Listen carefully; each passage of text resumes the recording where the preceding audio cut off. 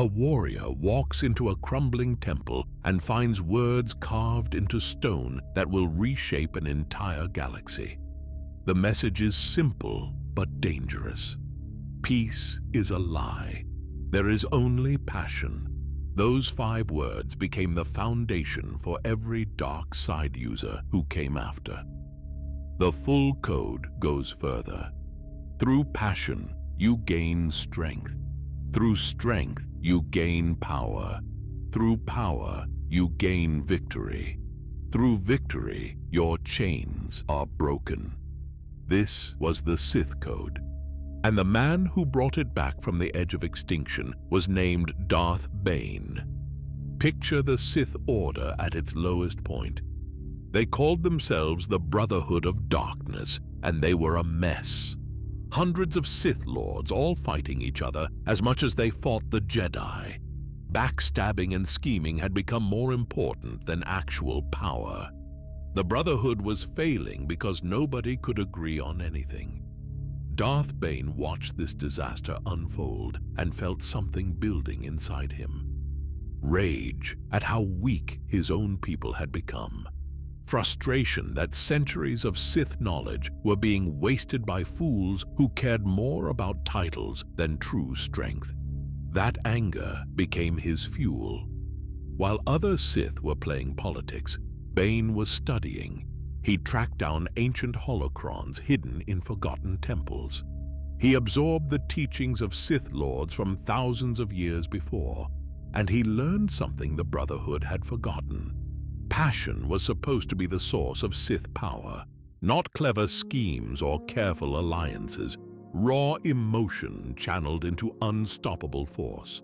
The Jedi taught their students to suppress feelings, stay calm, let go of anger, never act on emotion. Bane realized this was exactly what made them weak. By denying their passions, Jedi were cutting themselves off from a massive source of energy. Sith were supposed to do the opposite. Feel everything. Let rage sharpen your focus. Let ambition drive you forward. Let desire push you past your limits. Every emotion was a tool to make you stronger. Bane put this into practice in the most direct way possible. He challenged the Brotherhood's entire structure, not with words or negotiation. He set them up for destruction. At the Battle of Ruusan, Bane tricked the Brotherhood into using a weapon called a thought bomb. The massive explosion wiped out almost every Sith Lord in one blast. Only Bane survived, along with one apprentice he had chosen, a woman named Zannah. Standing in the ruins of the old Sith Order, Bane rebuilt everything from scratch. He created the Rule of Two. Only 2 Sith would exist at any time, one master to hold the power, one apprentice to crave it. When the apprentice became strong enough, they would challenge and replace their master. This ensured only the strongest Sith survived. Every step of this transformation came from passion. Bane felt contempt for weakness, and that contempt gave him strength to act. He felt ambition to reshape the Sith Order, and that ambition gave him power to make it happen.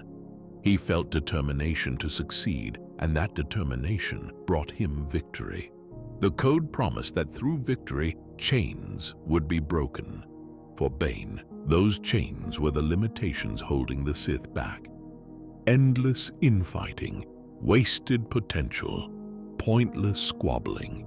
He shattered all of it. For the next 1,000 years, every single Sith Lord recited the code. Darth Vader muttered these words before battles.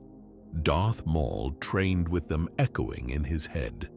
Darth Sidious used them to justify every calculated move toward ultimate control. The beauty of the code was its simplicity. It gave Sith permission to feel everything the Jedi said was forbidden. Anger at injustice becomes the strength to fight back. Desire for more becomes the power to achieve it. Ambition to change the galaxy becomes the victory that actually does it. Where Jedi saw danger in emotion, Sith saw opportunity. A Jedi feeling anger would meditate until it passed. A Sith feeling anger would ride that wave straight into battle and come out stronger for it. The first line matters most. Peace is a lie. This challenges the entire Jedi philosophy in 4 words. The Jedi believed in maintaining peace across the galaxy. They saw themselves as peacekeepers. The Code calls that a comfortable delusion. According to Sith teaching, peace just means stagnation. Nothing grows when everything stays calm. Power comes from conflict and struggle. Progress happens when you fight for what you want. Peace makes people soft. Passion keeps them sharp. Bane proved this theory by winning. The Brotherhood of Darkness preached peace among Sith, cooperation and unity. That philosophy nearly destroyed them. Bane embraced conflict and passion. He created a Sith order that secretly grew more powerful with each generation. By the time Darth Sidious became Emperor, the Sith had spent 1,000 years getting stronger in the shadows. All because Bane understood one truth. Emotion is fuel. Struggle creates growth. Victory breaks every chain that holds you back. The Code became more than words. It became a way of life, a reminder that feelings the galaxy called dangerous were actually sources of incredible power, that the things keeping you from your goals were chains to be broken through sheer force of will. Standing over the ruins of the failed Brotherhood, Darth Bane looked at his apprentice and saw the future of the Sith. An order built on passion instead of politics, on victory instead of compromise, on power earned through strength. The Code promised freedom, but that freedom came with a price. You had to embrace every dark impulse, channel every negative emotion into purpose, never back down from any challenge. The Jedi way offered peace. The Sith way offered power. Bane chose power, and in doing so, he created an empire of darkness that would one day swallow the entire galaxy.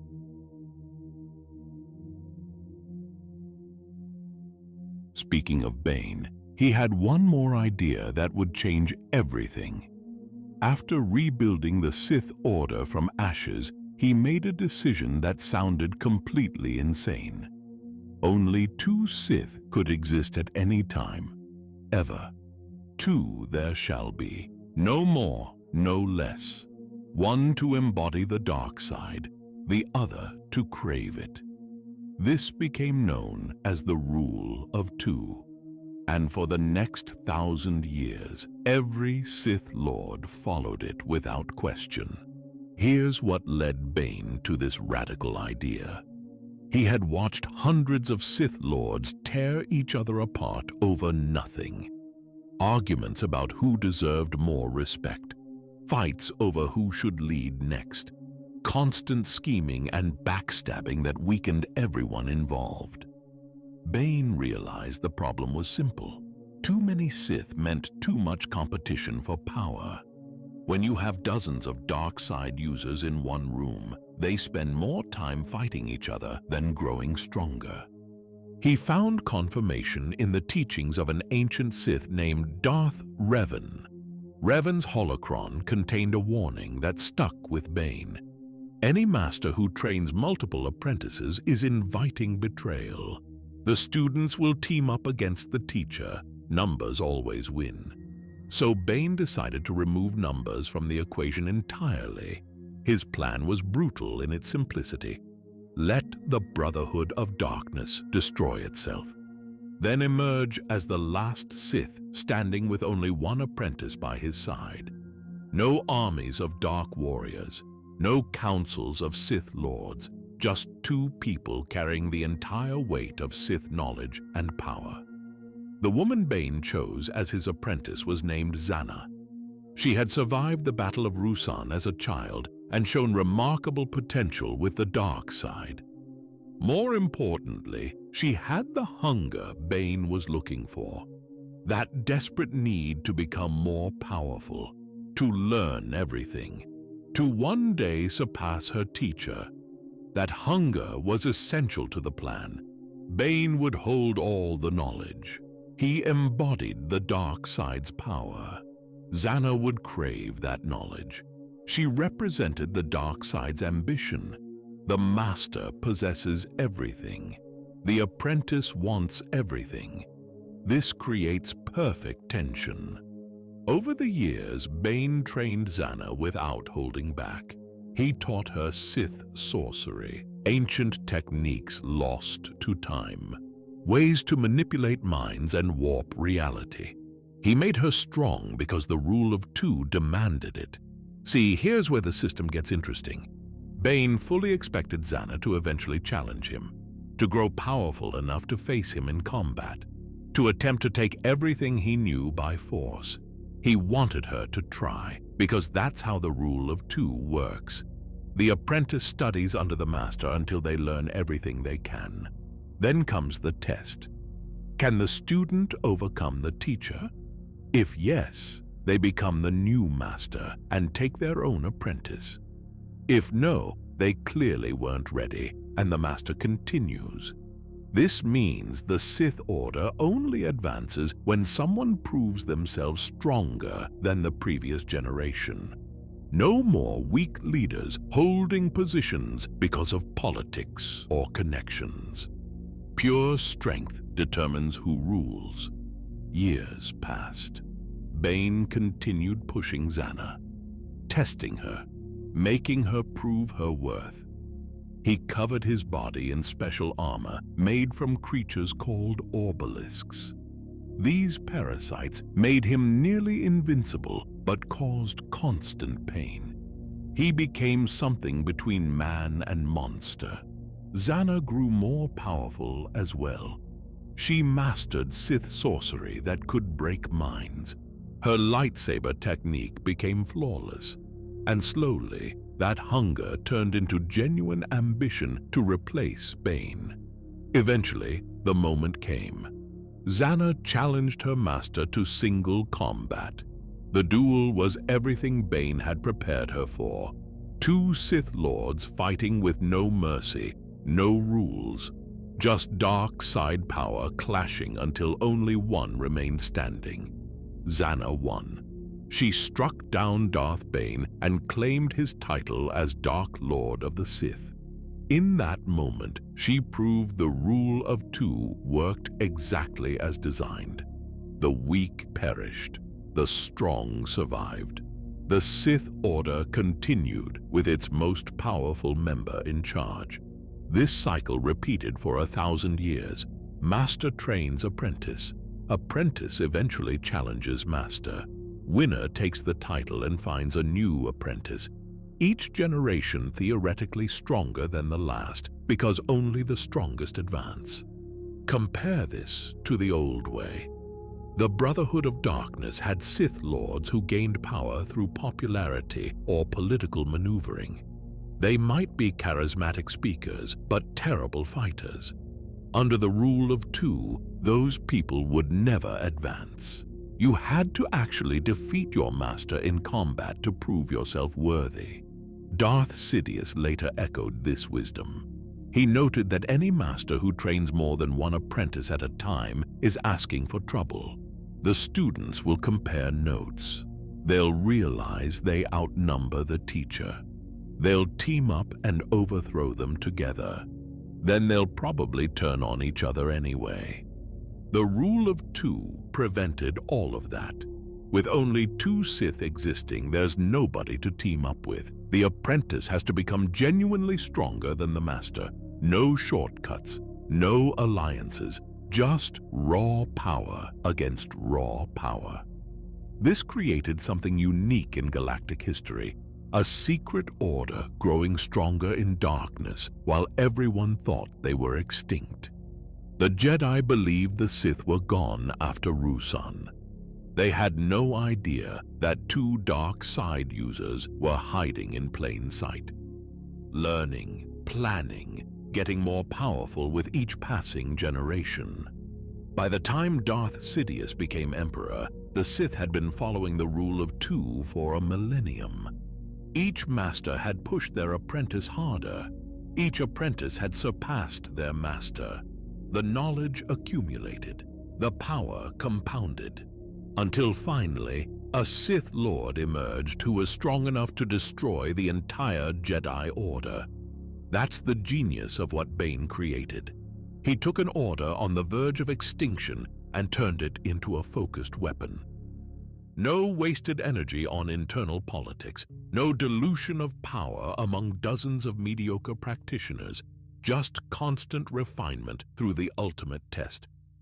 The rule of two also meant something else important. Every Sith Lord after Bane knew they would eventually face their own apprentice in combat. You couldn't get comfortable, couldn't relax. The person you're training right now will probably try to end you someday. That knowledge keeps you sharp, keeps you paranoid, keeps you pushing yourself to stay ahead. It's a system built on betrayal. The apprentice's entire purpose is to eventually betray and replace the master. The master's job is to delay that betrayal as long as possible by remaining the stronger of the two. This creates an environment where weakness means death, where every day is a test of who deserves to lead the Sith.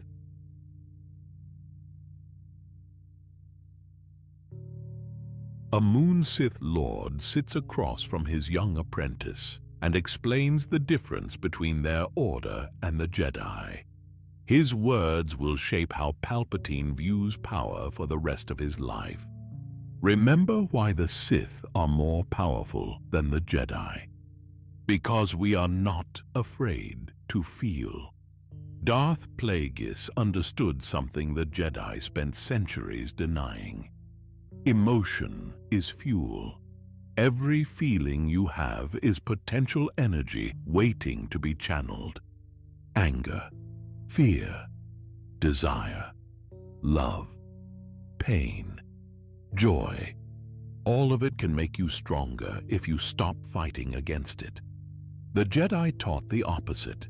Suppress your attachments. Let go of strong feelings. Maintain calm at all times. They believed emotions were dangerous distractions that led to the dark side. So they trained their students to push feelings down. Ignore them. Meditate until they passed. Plagueis called this self-imposed weakness. He devoted his entire life to exploring the Force through emotion. Where Jedi saw danger, he saw opportunity. Where they built walls around their feelings, he tore his walls down completely. Take his obsession with conquering the end of life. Most beings fear their own mortality. The Jedi would tell you to accept that fear, make peace with it, let it go. Plagueis did the exact opposite. He felt that fear deeply, let it drive him, used it to fuel decades of research into extending life and manipulating midi-chlorians. That research led him to experiment with creating life itself through the Force. He wanted to understand how midi-chlorians worked at the deepest level. Could you influence them, control them, use the Force to prevent someone from fading away or even bring them back? These were questions a Jedi would never ask. Too unnatural, too dangerous, too close to playing with forces beyond mortal understanding. Plagueis asked them anyway because his fear of ending made him brave enough to try. That's the paradox. By not being afraid to feel fear, he became fearless in his pursuit of knowledge. His approach to training Palpatine showed this philosophy in action. When young Palpatine was still a senator on Naboo, full of ambition and resentment toward corruption in the Republic, most teachers would have counseled patience, calm, detachment. Plagueis encouraged those feelings instead. He took Palpatine to political events and let him see the rot up close, the bribery, the incompetence, the wealthy families controlling everything. Then Plagueis would ask what Palpatine felt about it.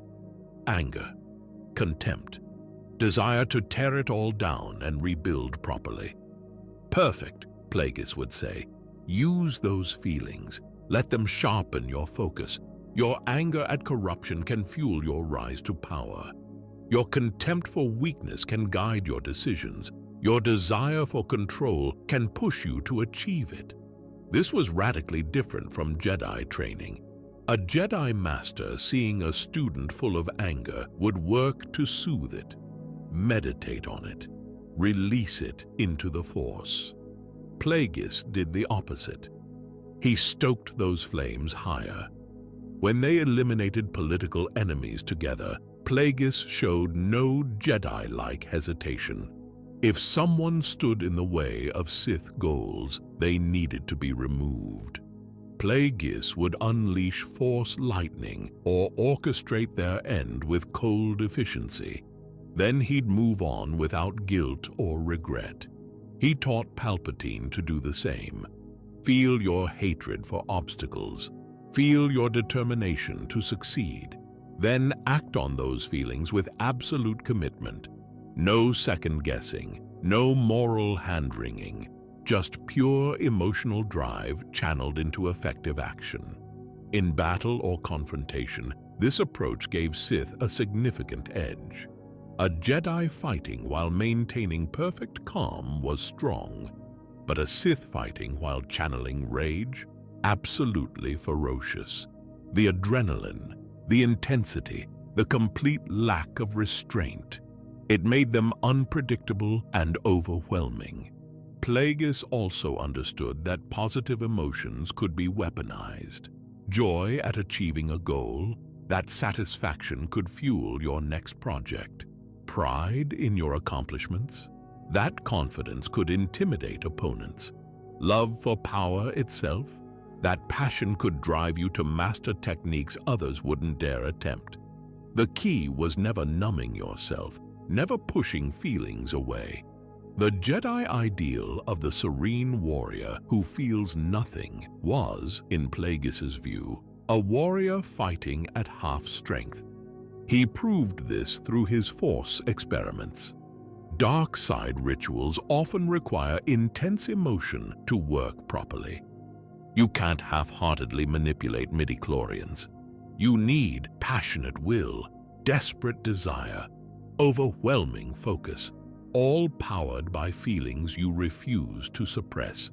His research into creating and preserving life came from deep emotional investment in the Sith's future. He wanted their order to continue, to grow stronger, to eventually rule. That wasn't some detached intellectual curiosity.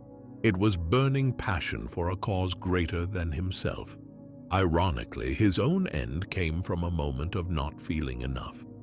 After years of success, Plagueis let himself relax, got drunk on wine and pride, felt content and safe with his apprentice nearby. That's when Sidious struck, attacking while Plagueis was least vigilant. The lesson was brutal but clear. Even negative emotions like paranoia and fear of betrayal serve a purpose. The moment Plagueis stopped feeling those protective instincts, he became vulnerable.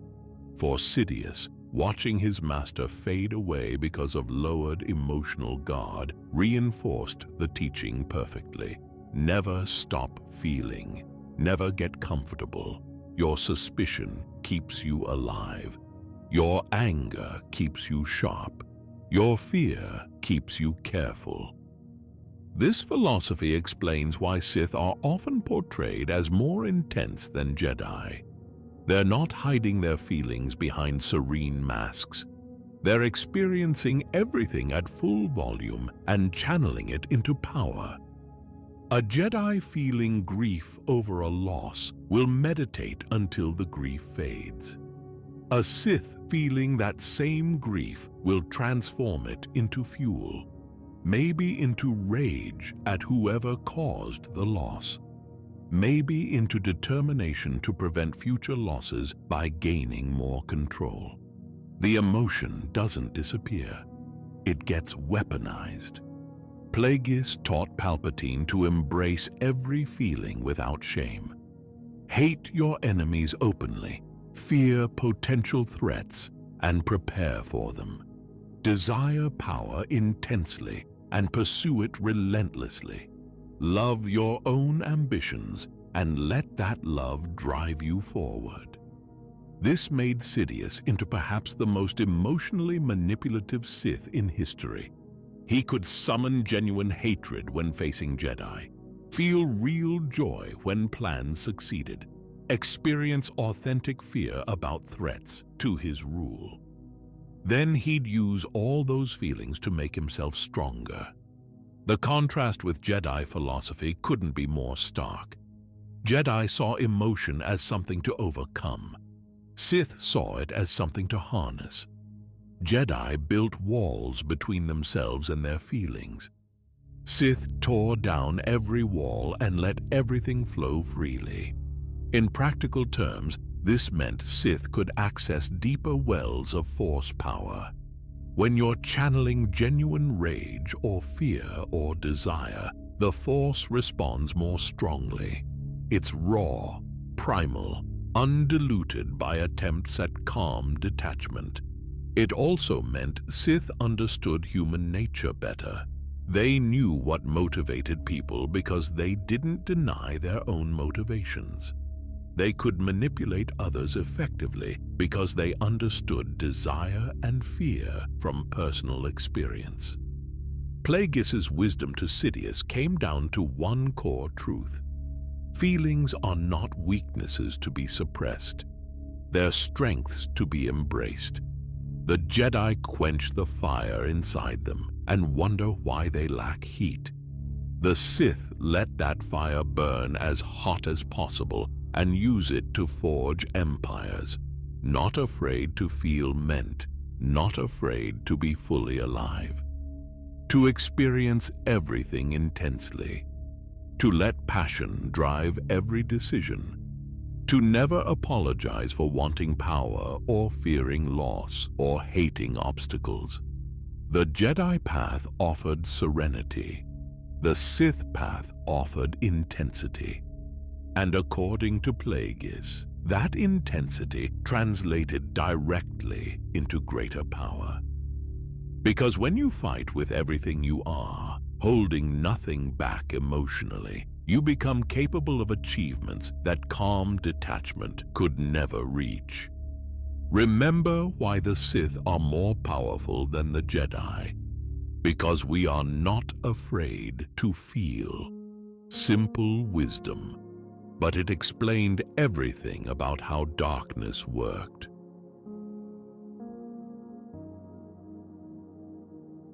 A Jedi hero turns into something else entirely.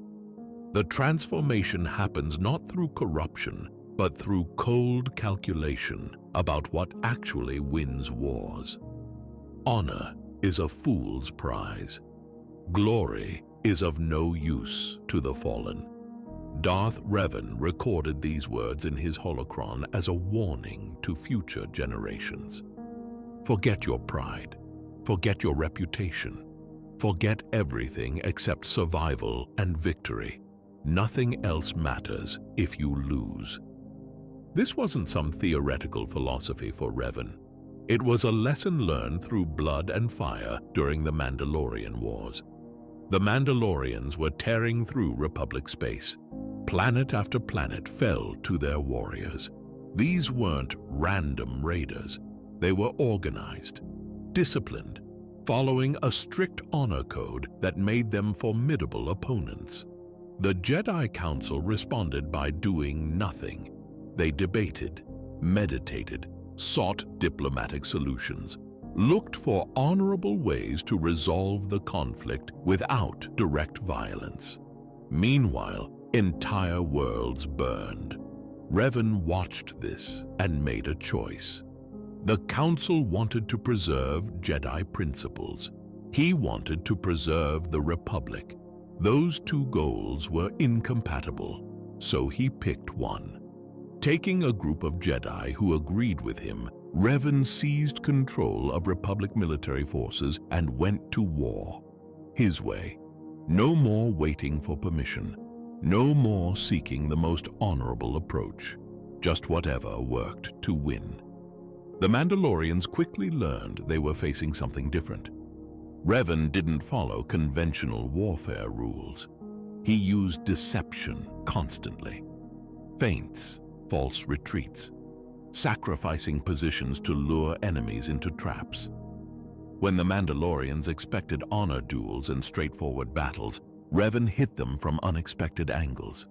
He'd abandon entire planets if it meant drawing Mandalorian forces into vulnerable positions. Those worlds and their populations were acceptable losses for the larger strategy. The clearest example came at Malachor V. Revan needed to break the Mandalorian war machine completely, not just defeat them, shatter their will to keep fighting. So he created a weapon of unimaginable destruction. The mass shadow generator turned Malachor V into a gravity well that pulled everything nearby into crushing death. Mandalorian fleets, Republic ships that Revan himself had sent there as bait. The planet's surface, all of it collapsed into a nightmare of twisted metal and broken bodies. It worked. The Mandalorians saw their greatest warriors obliterated in moments. Their proud military traditions meant nothing against that kind of ruthless tactics. They surrendered not long after. Revan won the war. But the cost was astronomical. Entire planetary populations gone. Jedi who followed him, traumatized by what they'd done. The moral high ground completely abandoned. A Mandalorian warrior named Kandaros Ordo later talked about fighting Revan. The Mandalorians had their honor code. They expected worthy opponents who would face them directly. Instead, they got someone who attacked their supply lines, used civilians as shields, set traps that any honorable warrior would consider beneath them. Kandaros admitted that Revan's tactics were brilliant, unpredictable, ruthlessly effective. The Mandalorians never adapted because their whole culture was built on concepts like honor and glory. Revan exploited that weakness mercilessly. After the war, Revan declared himself a Sith Lord and turned on the Republic. But even as a dark side user, he showed the same pragmatic approach. He wasn't interested in being feared or celebrated. He wanted control. When conquering worlds, Revan tried to preserve infrastructure, convert useful people rather than destroy them. He'd walk into obvious traps at Jedi enclaves, not because he was brave, but because turning or eliminating Jedi was strategically necessary. Glory didn't matter. Efficiency did. His holocron became required study for later Sith. Darth Bane absorbed Revan's teachings and recognized the wisdom. The old Brotherhood of Darkness had cared about status and recognition. Revan's approach was the opposite. Care only about winning. Let others worry about looking good. The quote cuts through all pretension. Honor is a fool's prize, because honor often requires you to fight fair, to give opponents chances, to follow rules that limit your options. All of that gets you recognition. It also gets you defeated by someone willing to do whatever it takes. Glory is of no use to the fallen because legacy doesn't matter if you're gone. History might remember you fondly, Your name might live forever, but you won't be around to enjoy it. You'll be nothing, while your enemies who survived through ruthless pragmatism rule the galaxy. This philosophy gave Sith moral permission to do terrible things. When you tell yourself honor is for fools, betrayal becomes tactical. When you convince yourself glory is meaningless, atrocity becomes just another tool. Revan used it to justify destroying Malachor V. Bane used it to justify wiping out the Brotherhood of Darkness. Sidious used it to justify manipulating an entire galactic war. The quote became an excuse for any action as long as it led to victory. But it also contained genuine strategic wisdom. In actual conflict, the side that fights by artificial rules while their opponent ignores them usually loses. The Mandalorians learned this. The Jedi learned this. The Republic learned this. Revan understood that war isn't about being remembered well. It's about still being alive when the war ends. Everything else is secondary. His approach contrasted sharply with typical warrior cultures. Most societies celebrate their heroes, build monuments, tell stories of brave sacrifices. Revan called that nonsense. A hero who sacrifices themselves achieves nothing except making their enemy's job easier. Better to be the villain who survives and wins than the hero who loses honorably and fades into history. This mindset made Revan incredibly dangerous. He wasn't constrained by what people would think, wasn't worried about his reputation, could make decisions that would haunt anyone with a conscience because he'd already decided conscience was a luxury he couldn't afford. The Jedi who followed him into the Mandalorian Wars struggled with this. They'd been trained to value life, to fight only as a last resort, to never compromise their principles. Revan asked them to throw all of that away for victory. Many did. They became so focused on winning that they forgot why they were fighting in the first place. By the time they realized what they'd become, it was too late. They'd already crossed too many lines to go back. For Sith studying Revan's holocron, the lesson was clear. Principles are chains. Honor is a handicap. Glory is vanity. Strip away everything except the will to survive and the drive to win. That's how you achieve real power. The quote also served as a test.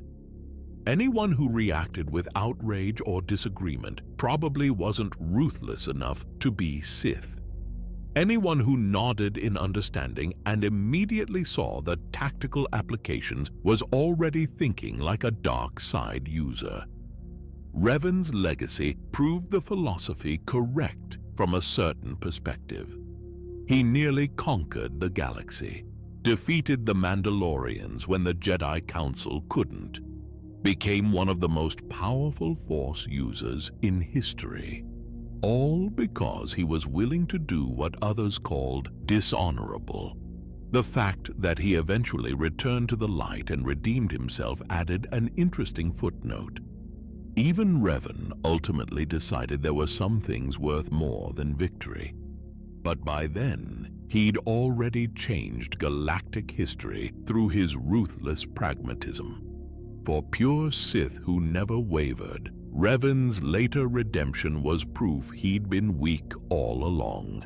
A true Sith would have stayed the course, would have kept choosing victory over honor until they ruled everything.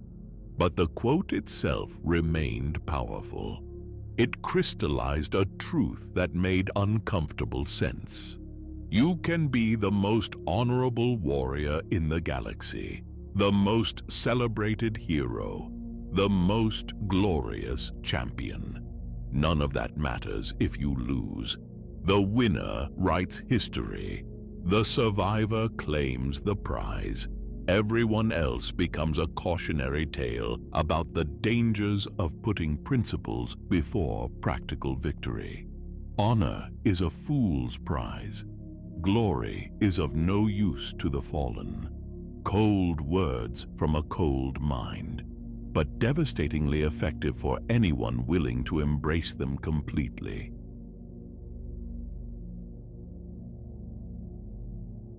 A woman who lost everything stands before the son of heroes and offers him a terrible deal. Become a monster to save the galaxy. Bear the hatred of billions to bring them peace. To gain the power to create peace and order for billions, are you ready to face unending agony? Lumiya asked this question to Jacen Solo, son of Han and Leia. But she wasn't just asking. She was rewriting what it meant to be Sith, turning evil into sacrifice, transforming villainy into duty. This is the ultimate test of selflessness. Whether you're ready to face unending emotional pain to gain the power to create peace for total strangers, to be hated by others while your sacrifice remains unknown, to do your duty as a Sith for the good of the galaxy. It sounds almost noble when she puts it that way. That's what made it so dangerous. Lumiya had been an Imperial agent during the original trilogy. She served Darth Vader directly. When the Empire fell, she could have disappeared into a quiet life. Instead, she rebuilt herself as the Dark Lady of the Sith, with a mission to guide the next generation.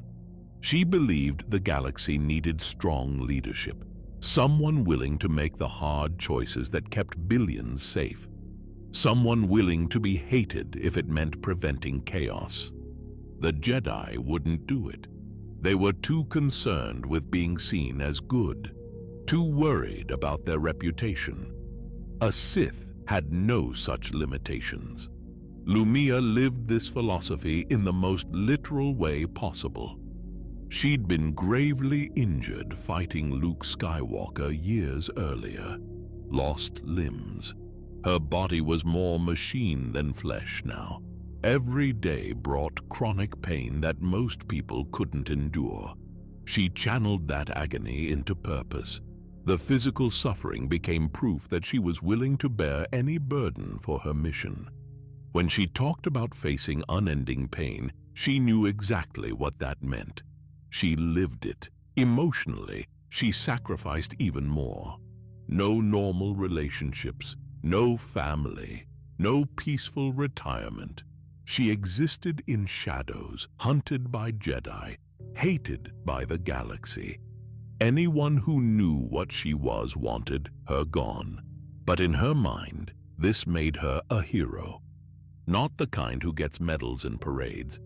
The kind who does what's necessary while everyone else calls them a villain. The kind whose sacrifice goes unrecognized because recognition isn't the point. When Jacen Solo came into her life, Lumiya saw an opportunity. Here was a young man desperate to prevent another galactic war. He'd seen what the Yuuzhan Vong invasion did. Trillions lost. Entire worlds destroyed. He wanted power enough to stop anything like that from happening again. Lumiya told him the Jedi path wouldn't give him that power. They'd make him wait, make him follow rules, make him compromise. By the time the Jedi decided to act, millions more would suffer. The Sith path was different. Take the power now. Use it decisively. Be willing to do terrible things if they prevent worse things. Accept that you'll be hated for it. To prove Jacen was serious, Lumiya engineered a test. She arranged for him to encounter a Jedi Knight named Nalani Din, an innocent person, someone who didn't deserve what came next. Lumiya told Jacen to end her, not in battle, not in self-defense, just cold calculation. This Jedi knew too much. Letting her live risked the larger plan, so she had to go. Jason struggled with this. He wasn't a cold-blooded assassin. He was trying to be a hero. But Lumiya reminded him of the stakes. How many people would suffer if their plan failed? How many lives was he willing to trade for his own clean conscience? One Jedi's life against billions of potential casualties. When she framed it that way, the choice seemed clear. Jason struck Nalani down, and something inside him broke. That was the agony Lumiya promised. Not physical pain, but the emotional destruction of knowing what you'd become. Jason had crossed a line he could never uncross. He'd ended an innocent person for strategic reasons. He was everything he'd been raised to oppose. Lumiya told him this was the sacrifice. This soul-destroying guilt was what separated Sith from Jedi. Jedi kept their hands clean and let others suffer the consequences. Sith dirtied their hands so others didn't have to. Over time, Jason became Darth Caedus. He genuinely believed every horrible thing he did was for the greater good. Torturing prisoners to extract information that might save lives. Attacking his own family because they stood in the way of galactic stability. Ruling through fear because gentle leadership had failed. In his mind, he was the hero. Everyone else just couldn't see it yet. Someday, when the galaxy was safe and ordered, maybe they'd understand, or maybe they never would. Either way, it didn't matter. The work was more important than recognition. This is what made Lumiya's teaching so insidious. It gave people permission to do evil by framing it as martyrdom. You're not being cruel. You're sacrificing your own morality for others. You're bearing the burden of guilt so innocence can sleep safely. It's the exact opposite of how most Sith operated. Traditionally, Sith pursued power for themselves. Personal strength, personal dominance, personal immortality. Lumiya flipped that. She presented Sith power as service, duty, sacrifice. And for someone like Jason, who desperately wanted to help people, that reframing was irresistible. The philosophy contained a terrible logic. Strong leadership does require hard choices. Peace sometimes comes at a cost. Someone has to make decisions others won't. But Lumiya twisted these truths into justification for tyranny. She convinced Jason that preventing suffering justified causing suffering. That protecting the innocent required becoming a monster. That loving the galaxy meant accepting everyone in it would hate you. By the end, Lumiya let Jason strike her down. She smiled as it happened. Her mission was complete. She'd created the Sith Lord she believed the galaxy needed. Her personal sacrifice was fulfilled.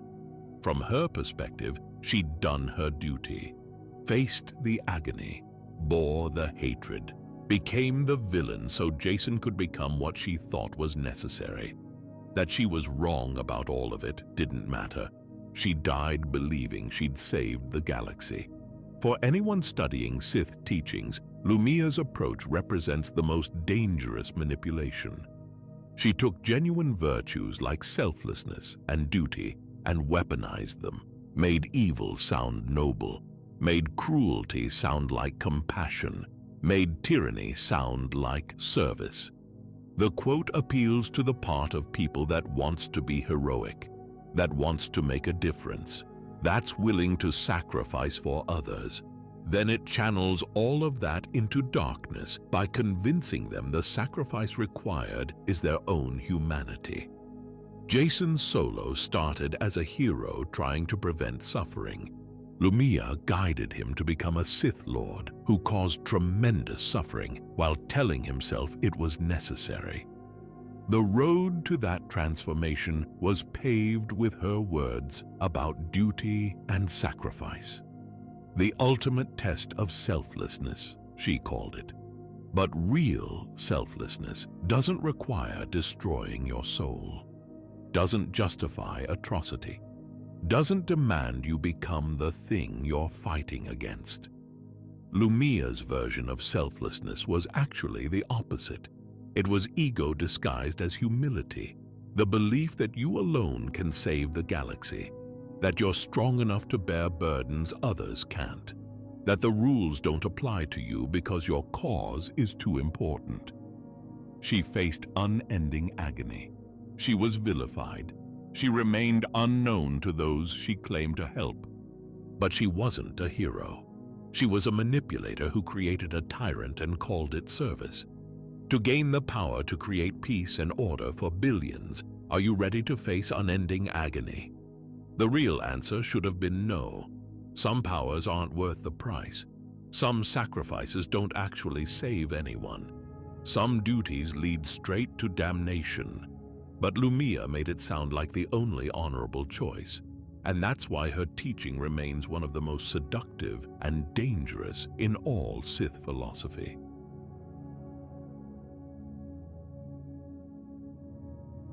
An immortal emperor stands before a Jedi hero and makes a claim so audacious it borders on blasphemy.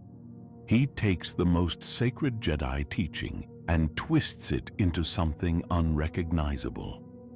There is no ending. There is only the Force, and I am its master. Emperor Vitiate spoke these words with absolute conviction, because for over 1,300 years he'd been proving them true. The Jedi say there is no ending, only the Force. They mean becoming one with the energy field that binds the galaxy, accepting the natural cycle, finding peace in unity with something greater than yourself. Vitiate meant something completely different. There is no ending because I refuse to allow it. The Force exists and I control it. I am not part of the cycle. I am above it. This wasn't empty boasting. Vitiate had spent more than a millennium demonstrating exactly what he meant. His story began on a world called Nathema. As a young Sith Lord named Tenebrae, he was already more powerful than most. But power wasn't enough. He wanted something no one else had achieved, true immortality. So he designed a ritual, the kind of dark side ceremony that most Sith would consider too extreme even for them. He gathered 8,000 Sith Lords on Nathema, convinced them they were participating in something that would benefit everyone. Then he consumed them all. The entire biosphere of Nathema became fuel for Vitiate's ascension. He drained the life force from all of it in one massive act of consumption. When it was over, Nathema was a dead world. Not just lifeless, actually void of the Force itself. A wound in reality where nothing could ever grow again. And Vitiate stood at the center of it, transformed into something beyond normal Sith. He'd achieved what he wanted. Agelessness, power that dwarfed other dark side users, the ability to sustain himself indefinitely by feeding on life energy. He became the Sith Emperor and ruled for centuries. Most beings age. Vitiate didn't. Most Force users eventually pass on. Vitiate refused. He treated mortality like a suggestion he could ignore through sufficient willpower and dark side mastery. His method was simple and horrific. When he needed more power or felt his body weakening, he'd consume the life force of entire populations. Thousands or millions of people would just collapse as their essence was ripped away to feed the Emperor. On Ziost, he demonstrated this ability in its purest form. The planet had millions of inhabitants going about their lives. Then Vitiate reached out through the Force. In moments, Every person on Zeost fell. Their life energy flowed into him. He existed as pure dark side power while doing it, not even needing a physical form. The planet died. Vitiate grew stronger. From his perspective, this was just resource management. Maintaining his immortality required fuel. Lives were fuel.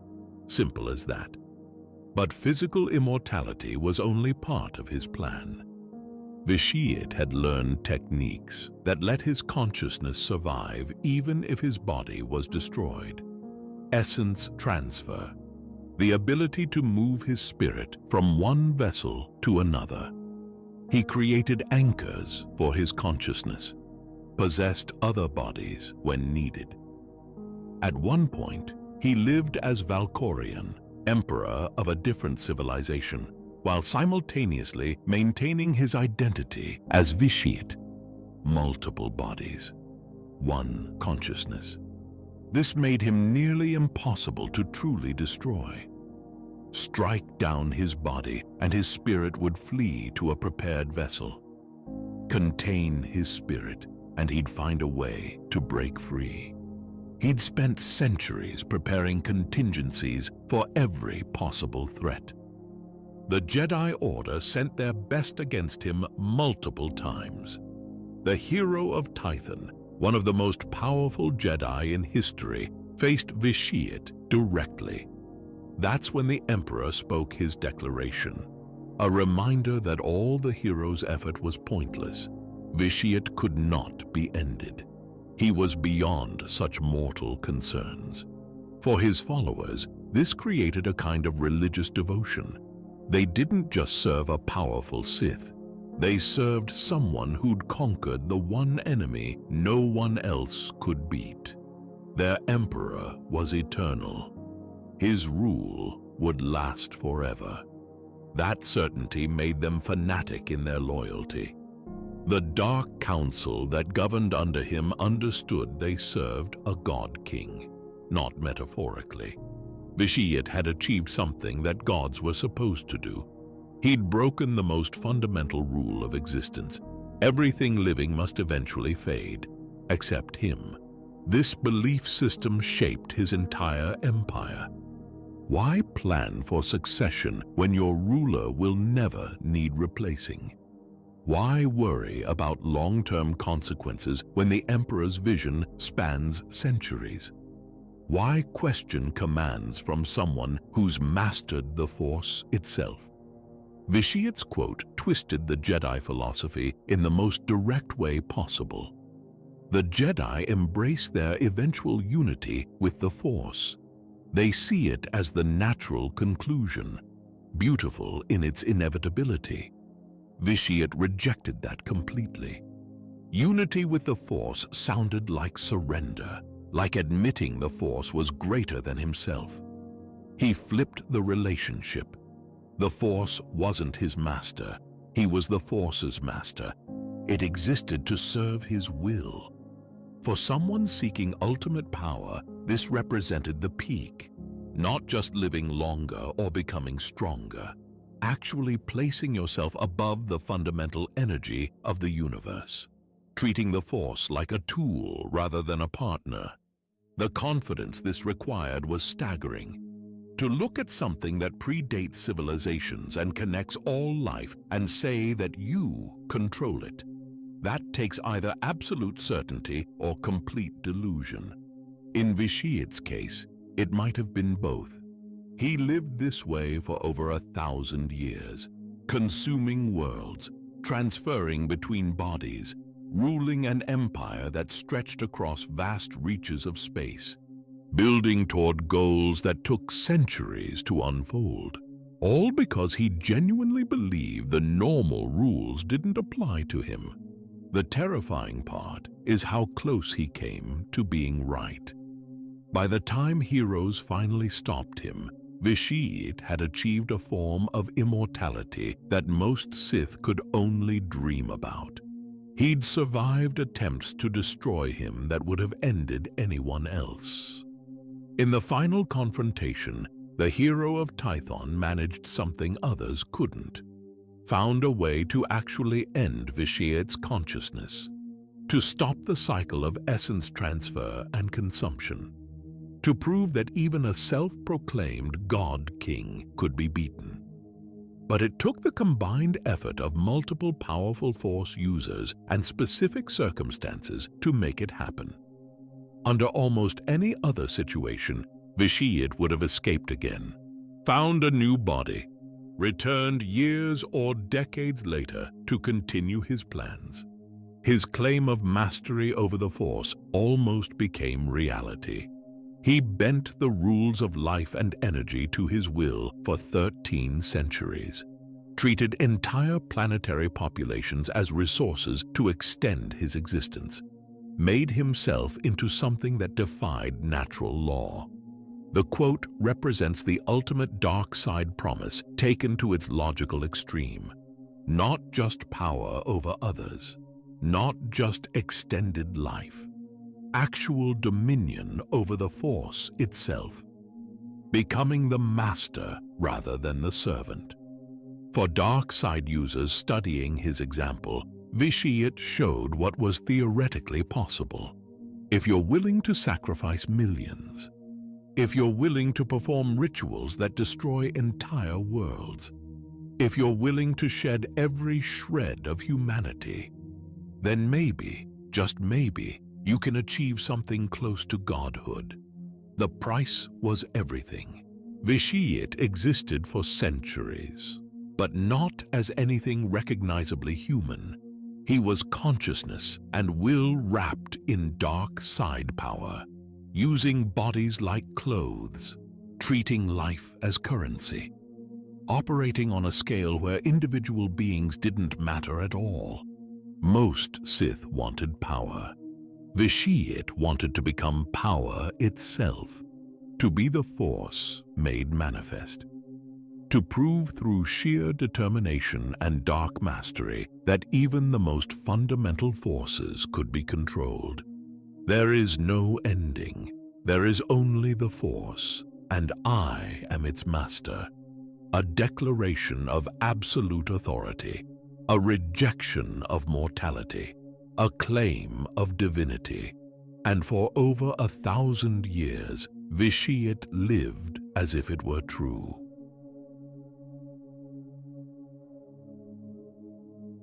A Sith Lord rises from his tomb on Korriban.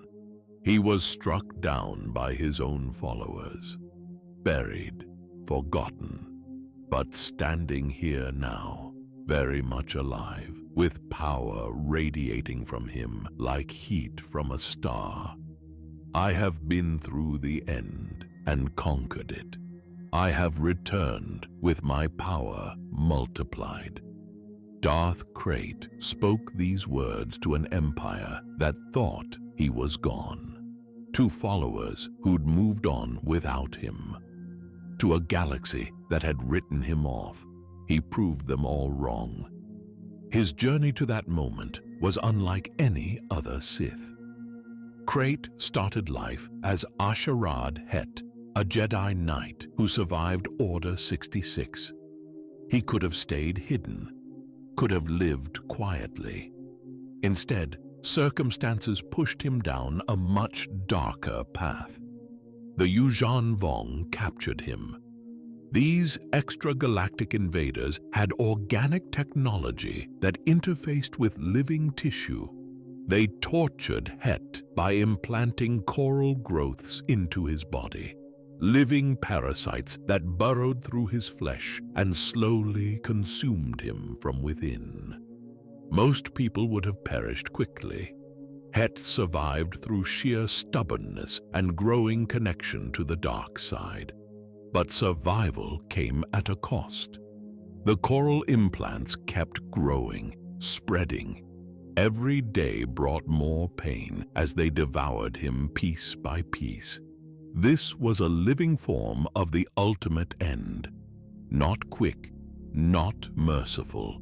Slow dissolution while still conscious, still aware, still suffering. Het refused to accept it. He placed himself in stasis, a kind of suspended animation where his body's processes slowed to almost nothing.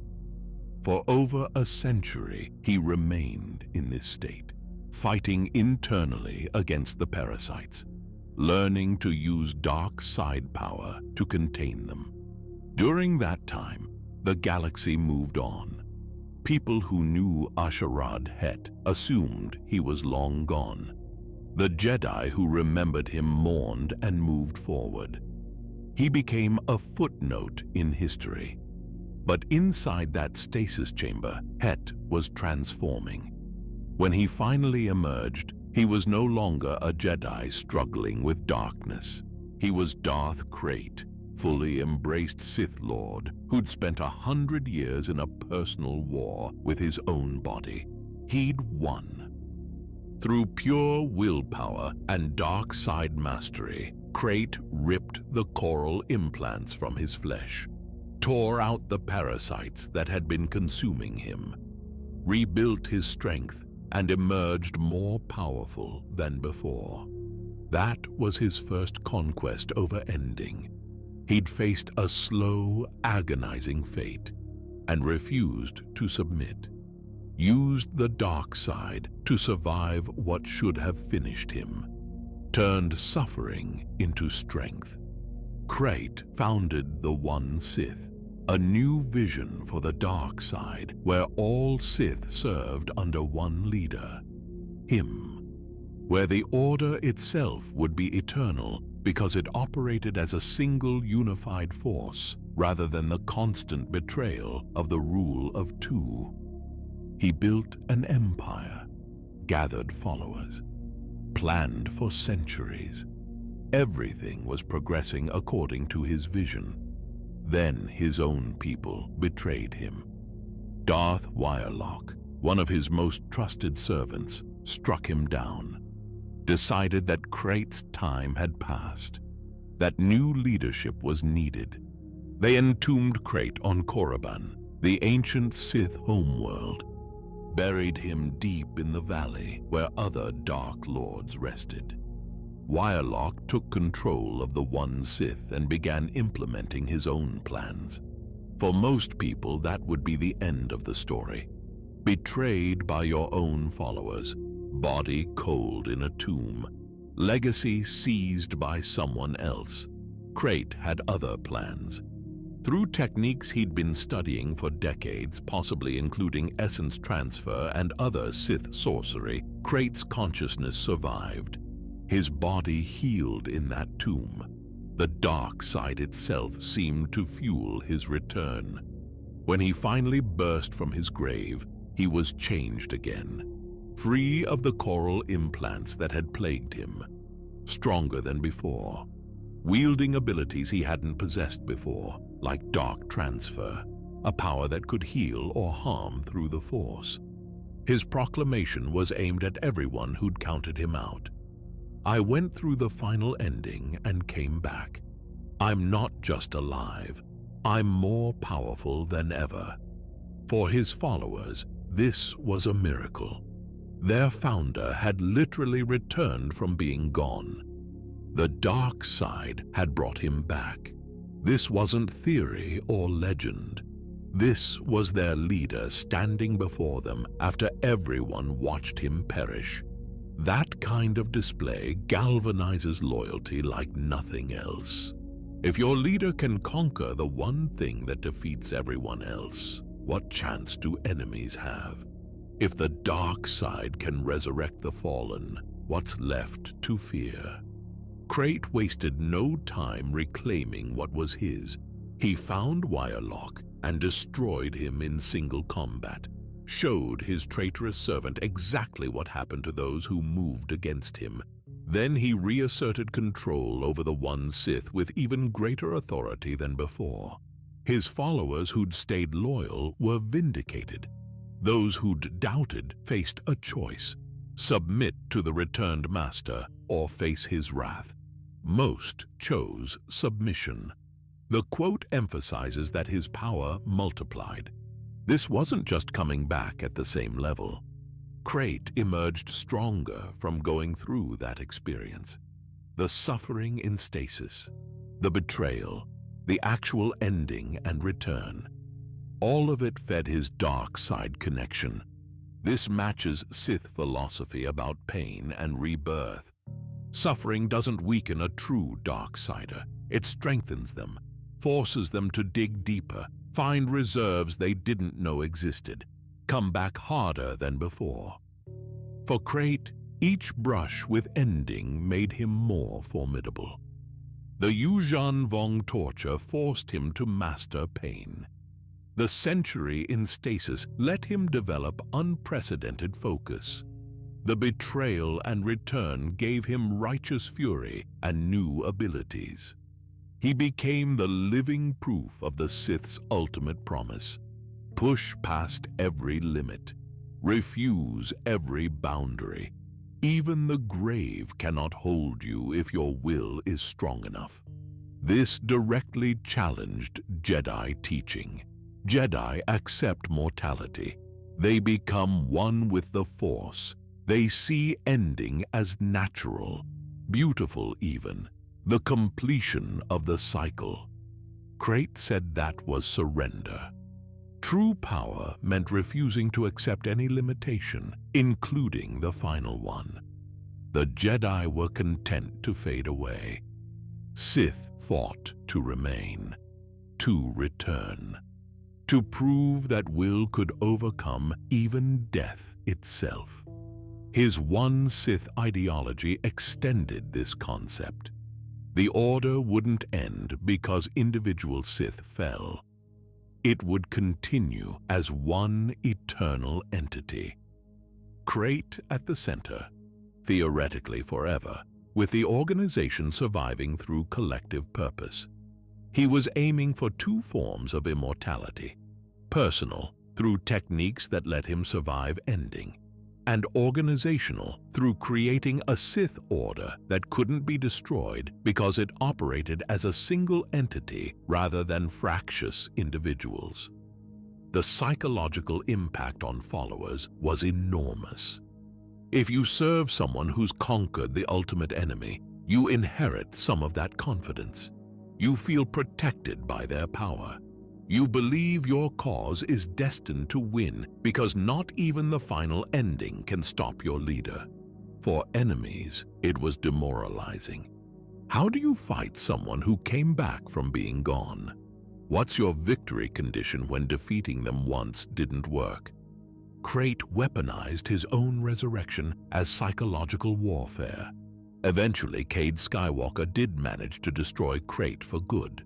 But even then, Krayt's spirit appeared afterward, suggesting that maybe, in some form, he really did continue beyond physical ending. That perhaps his boast had more truth to it than anyone wanted to admit. I have been through the end and conquered it. I have returned with my power multiplied. A declaration of triumph over the one enemy no one beats. A challenge to the natural order, a promise to followers and a threat to enemies. And for over a century, Darth Krayt made it real.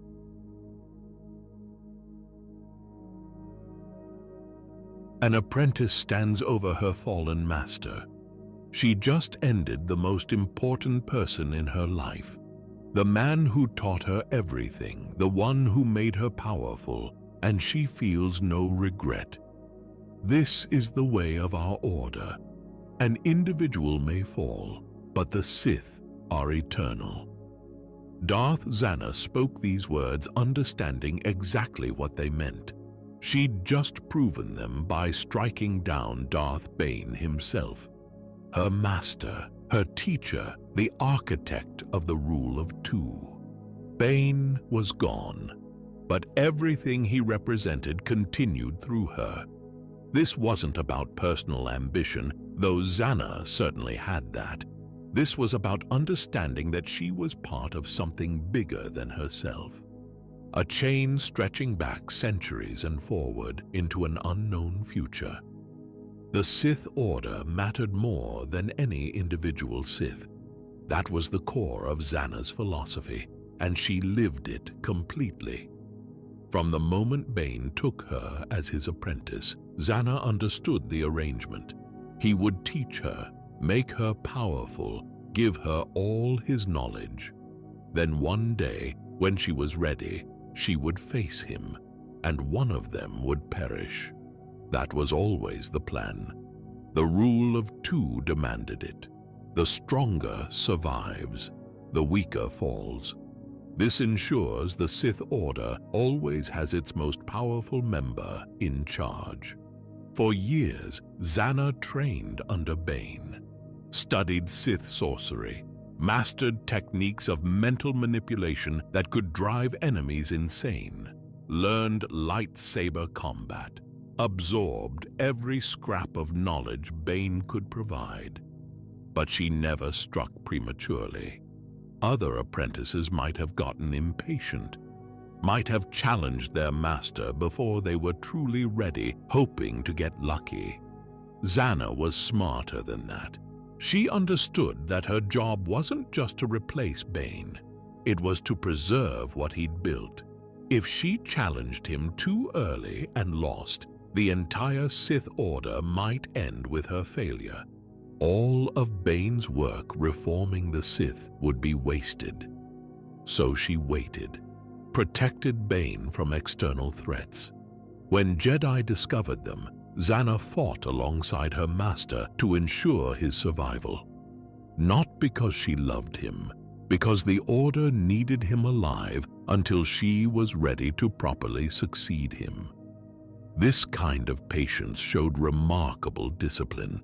Zannah had the power to potentially defeat Bane earlier, but she delayed her own rise to power to ensure the transition would be clean, that the Sith legacy would continue unbroken. When the moment finally came, she was ready.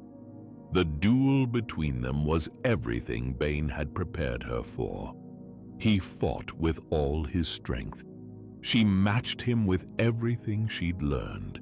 In the end, Zannah proved herself the stronger.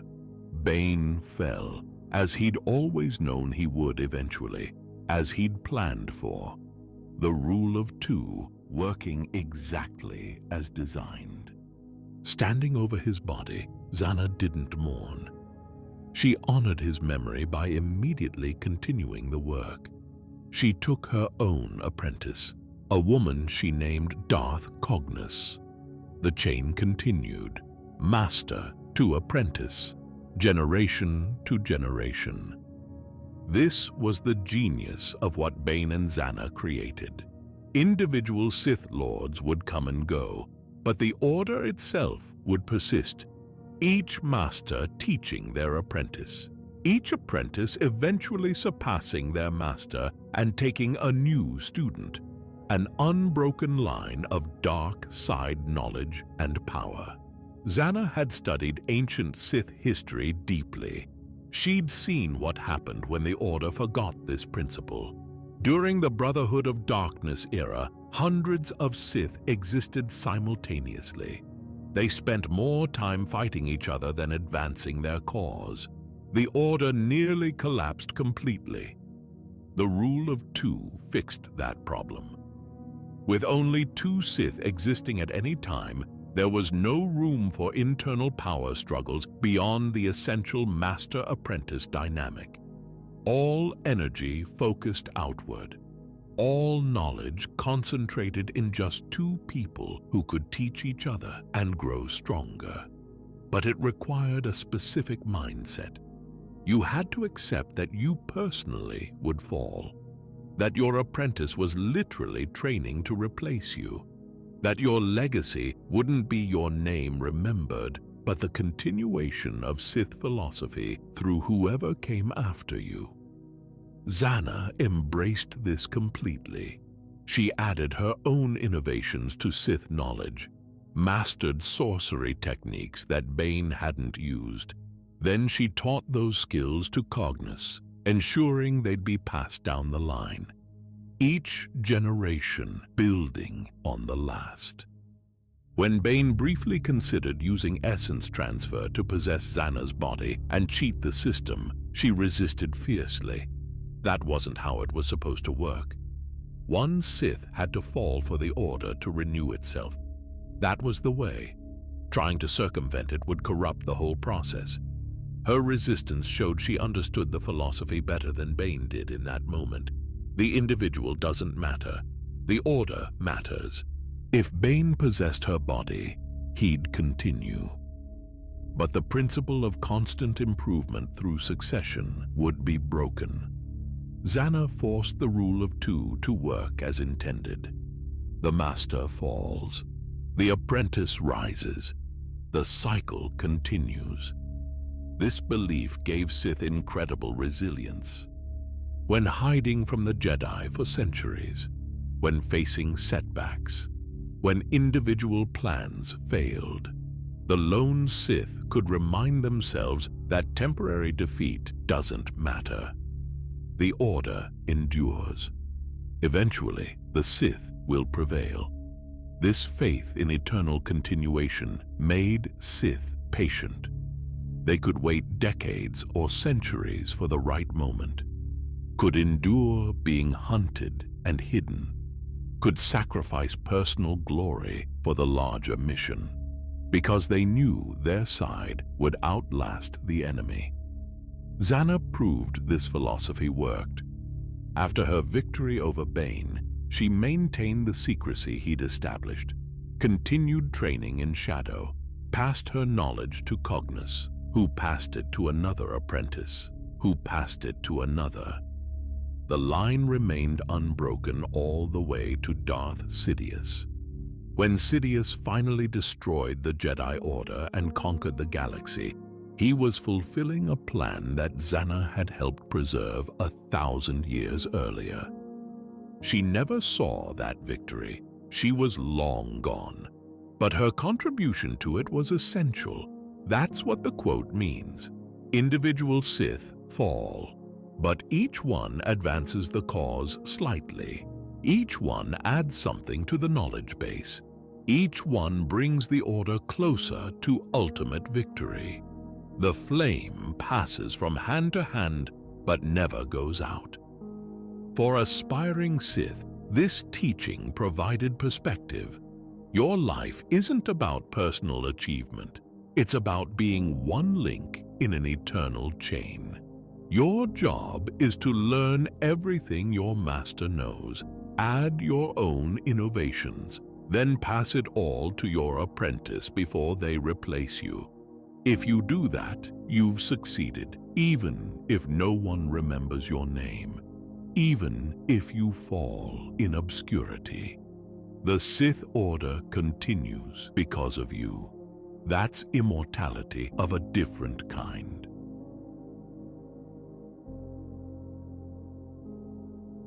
A Dark Lord passes away from old age, rare for a Sith. Most get struck down by rivals or enemies, but Marko Ragnos actually lived long enough to grow old and fade naturally. That should have been the end. It was just the beginning. The chains of the grave cannot hold a Dark Lord of the Sith. Ragnos made this declaration through his spirit, thousands of years after his body stopped functioning, proving that for the most powerful Sith, ending isn't really an ending at all. He reigned during what many consider the golden age of the Sith Empire. Around 5,000 years before the Galactic Civil War, his command of the dark side was legendary even among other Sith Lords. When he finally passed from old age, his followers entombed him on Korriban with full honors. Then something unexpected happened. Ragnos showed up at his own funeral. Not physically. His body was definitely gone. But his spirit manifested as a Force ghost, appearing before the assembled Sith Lords who'd come to pay respects and scheme about succession. Two of them, Naga Sadow and Ludo Kresh, were already fighting over who would become the next Dark Lord. The power struggle was turning violent. The Sith Empire teetered on the edge of civil war. Ragnos's ghost appeared between them, his spectral form radiating authority. He warned them about the uncertain future. Then he essentially chose the next leader before fading away. Even gone, he shaped the Empire's direction. That was just the first time. Ragnos's spirit remained active in his tomb for millennia. Not trapped there exactly, more like anchored. He could manifest when the right circumstances occurred. 1,000 years later, during the Great Sith War, two fallen Jedi named Exar Kun and Ulic Qel-Droma sought power. They'd turned to the dark side and wanted legitimacy, wanted to be recognized as true Sith Lords rather than just dark Jedi. Using ancient Sith amulets, they summoned Ragnos's spirit. The ghost appeared before them in the tomb. Then it did something remarkable. Ragnos's spectral hand reached out and placed a mark on Exar Kun's forehead. An official anointing. Recognition as the new Dark Lord of the Sith. Think about what that means. A being who'd been physically gone for 1,000 years just crowned a new Sith Lord. Actively participated in passing authority across a millennium. The grave couldn't hold him because he'd transcended it completely. For Exar Kun and Ulic, seeing this ghost must have been overwhelming. Here was proof that the Sith truly could exist beyond physical form. That power didn't end with the body. That becoming a Dark Lord meant joining something eternal. Ragnos's influence didn't stop there. Even thousands of years after his time, cultists attempted to resurrect him fully. Not just as a spirit, but bringing him back to physical life. They nearly succeeded in possessing a living body with his consciousness. Jedi eventually stopped the attempt, but the fact that it almost worked showed how powerful Ragnos remained. His spirit was strong enough to potentially return completely after all that time. This obsession with transcending mortality became central to Sith philosophy. If Marko Ragnos could remain active as a spirit for millennia, maybe others could too. Maybe ending wasn't the final word for those with sufficient power. Sith throughout history tried different approaches. Some created holocrons, devices that preserved their knowledge and personality. Not true immortality, but close. A way to teach future generations long after you're gone. Others experimented with essence transfer, moving your consciousness from a failing body into a new vessel. Sidious did this with clone bodies. Vitiate possessed multiple hosts. The techniques varied, but the goal was always the same. Refuse to accept ending as final. Some Sith bound their spirits to locations or objects, became Force ghosts haunting specific places, not always by choice.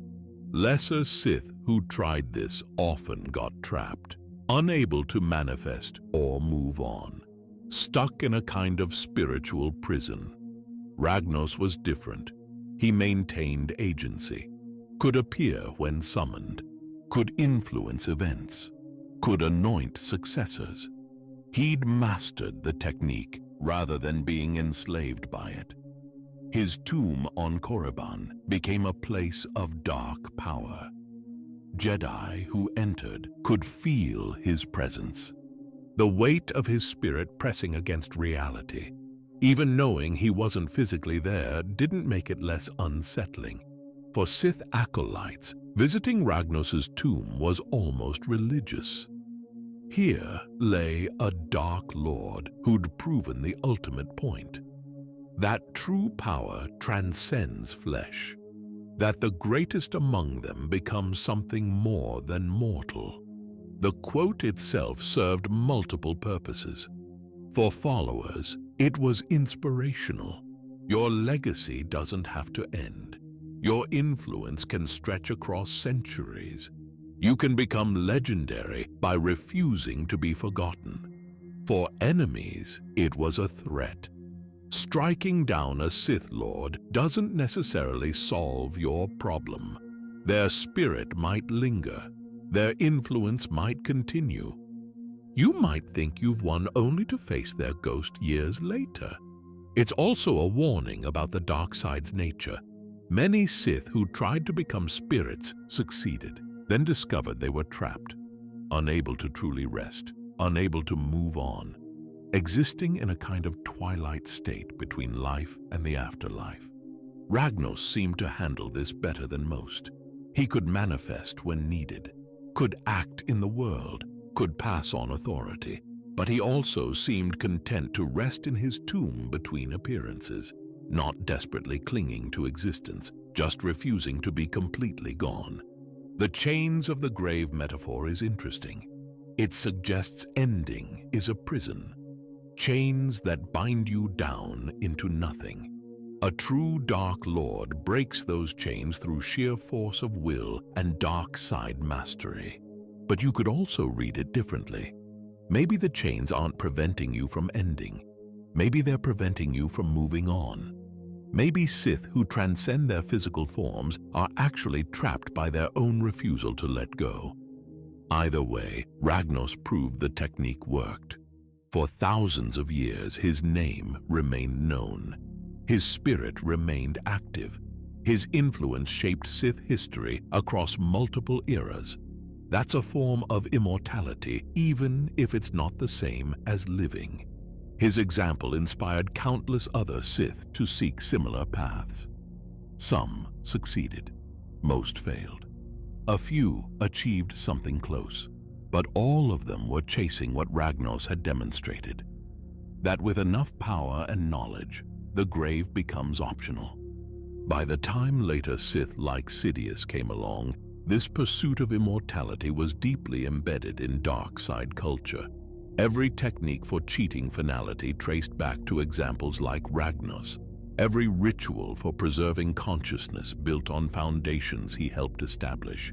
The chains of the grave cannot hold a Dark Lord of the Sith. Not an empty boast, not a metaphor. Marko Ragnos meant it literally, and for thousands of years, his spirit proved it true.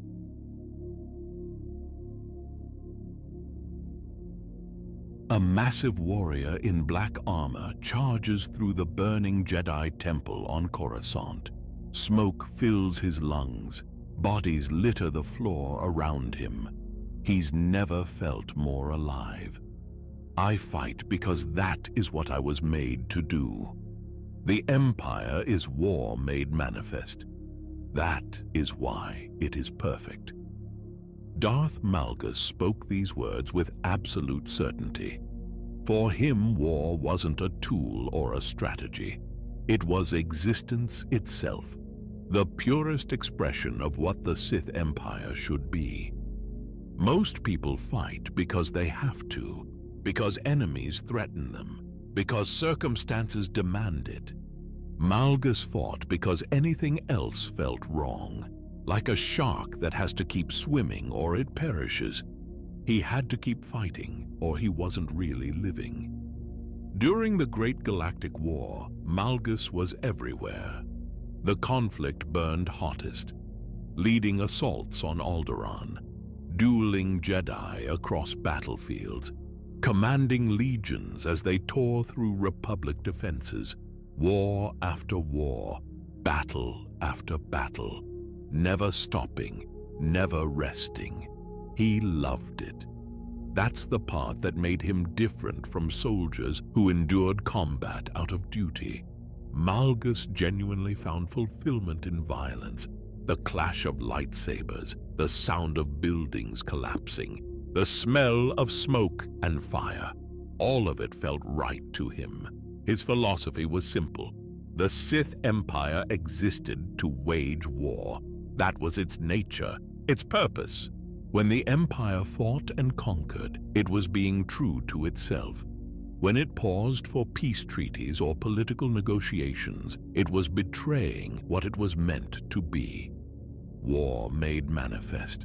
The Empire wasn't just an organization that sometimes went to war. It was war itself, given form and structure. Every Imperial soldier, every Sith Lord, every conquered world, all of it existed to perpetuate conflict. And that made it perfect in Malgus's eyes.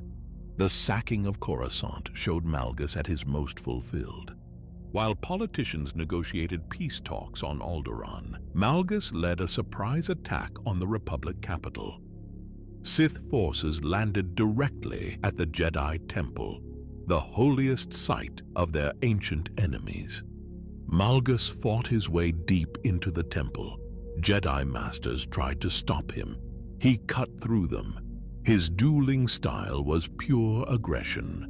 No elegance, no unnecessary flourishes, just overwhelming force applied relentlessly until opponents broke. He faced Jedi Master Ven Zallo in the burning temple halls. Zallo was skilled, experienced, powerful. He gave Malgus a real fight, exactly what Malgus wanted. When Malgus finally struck him down, he stood there, breathing in the smoke. The temple was collapsing around him.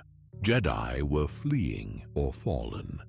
The Republic's symbol of peace and justice was being destroyed. He described it later as feeling cleansed, fulfilled, like everything made sense in that moment. This was what he'd been created for. Not peace, not building, not preservation. Destruction through war.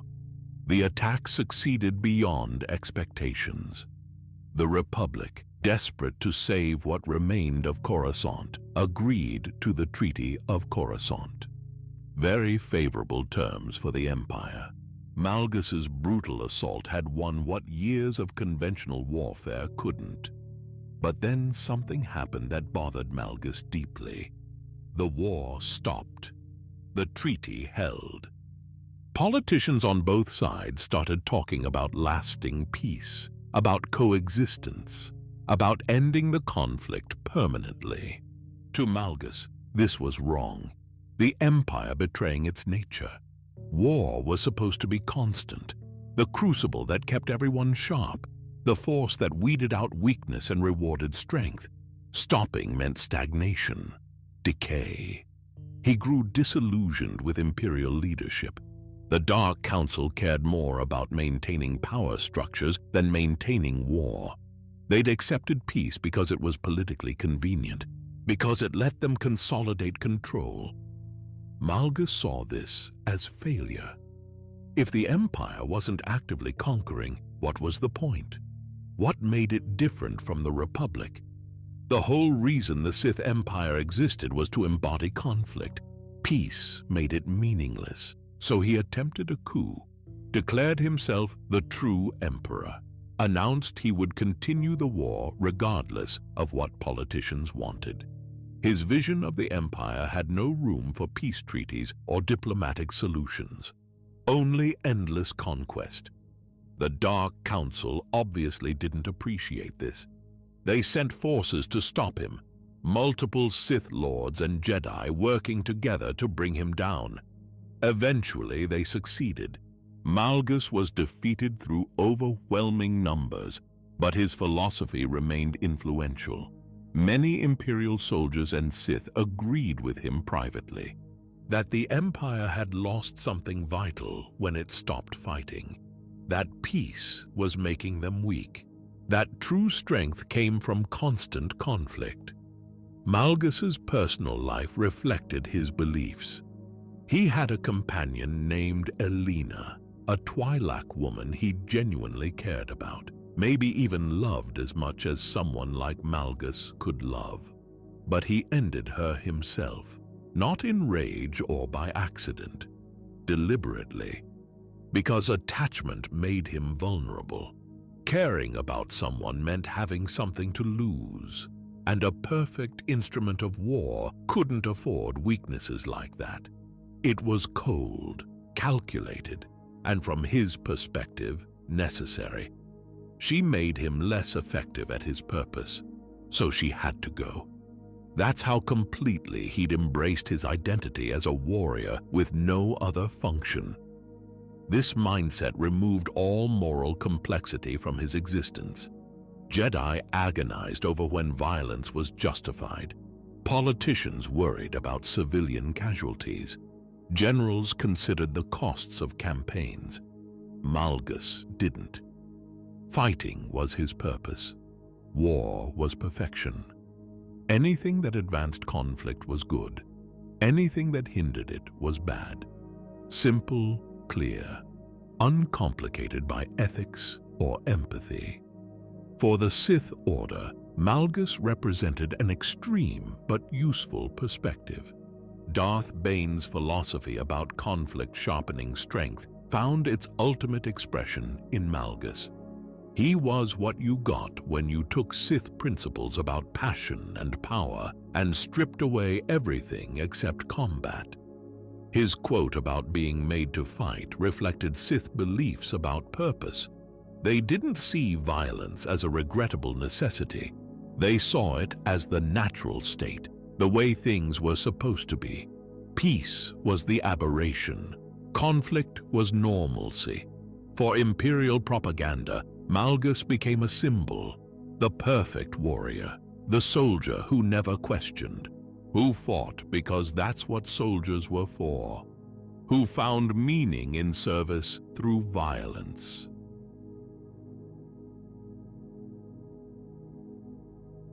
An elegant Sith Lord duels a young Jedi aboard a starship. The older man fights with precision, clinical, almost bored, until he senses something in his opponent. I sense great fear in you, Skywalker. You have hate, you have anger, but you don't use them. Count Dooku spoke these words as both observation and invitation. He could feel Anakin holding back, fighting like a Jedi, restraining the very emotions that could make him stronger. What a waste. Dooku understood this intimately because he'd made the same journey. From Jedi Master to Sith Lord. From suppressing emotion to weaponizing it. He knew exactly what Anakin was experiencing. The internal struggle. The power waiting to be unleashed. As a Jedi, Dooku had been serene, composed, one of the Order's most respected members. But he'd watched the Republic decay, seen corruption spread unchecked, noticed the Jedi becoming enforcers for a broken system. That observation bred contempt, then anger, then determination to tear it all down and rebuild properly. Where a Jedi would have meditated away those feelings, Dooku embraced them. Let his anger at corruption fuel his political maneuvering. Used his contempt for Jedi weakness to sharpen his combat skills. Channeled his pride into confidence that made him formidable. By the time he became Darth Tyrannus, Dooku had mastered the art of controlled fury. Not wild rage, not berserker violence. Cold, calculated anger that made every move more lethal. His dueling style reflected this. Elegant fencing technique, precise strikes. But underneath the refinement was pure aggression. When he unleashed Force lightning, it came from genuine indignation. How dare these Jedi refuse to see the truth? How dare they cling to failed philosophies? On Geonosis, during his first encounter with Anakin, Dooku demonstrated this perfectly. He fought Obi-Wan and Anakin simultaneously, stayed calm, let his superiority show. When he cut off Anakin's arm, there was no hesitation, no regret, just efficient application of violence fueled by certainty that he was right. Years later, aboard the Invisible Hand, Dooku faced Anakin again. The young Jedi was better trained now, more skilled, more dangerous, but still holding back. Dooku could sense it. feel it. Anakin was terrified for Obi-Wan, who lay unconscious nearby, furious at Dooku for past crimes, burning with frustration at being restrained by Jedi teachings. All that emotion, all that potential power, being wasted on control and composure. So Dooku pointed it out, taunted Anakin with the observation, "You have everything you need to win. Fear, hate, anger. Stop fighting against them, use them." It was a psychological attack meant to destabilize Anakin's focus, but it was also genuine teaching. Dooku had once served as a Jedi Master. Even as a Sith, he couldn't resist trying to instruct someone he saw making obvious mistakes.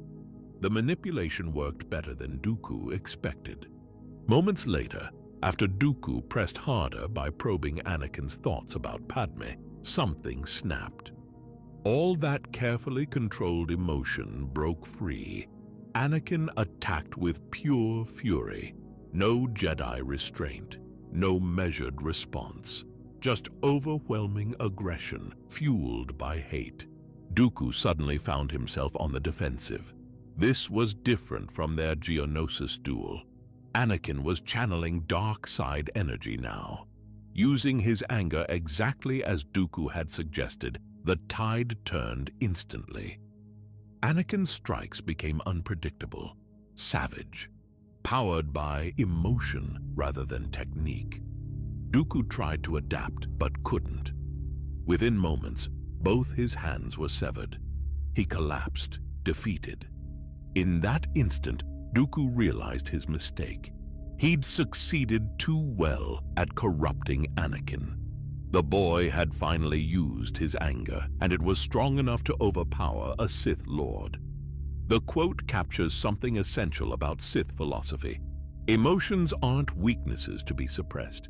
They're weapons to be deployed. The Jedi spent centuries teaching restraint. The Sith called that foolish self-limitation.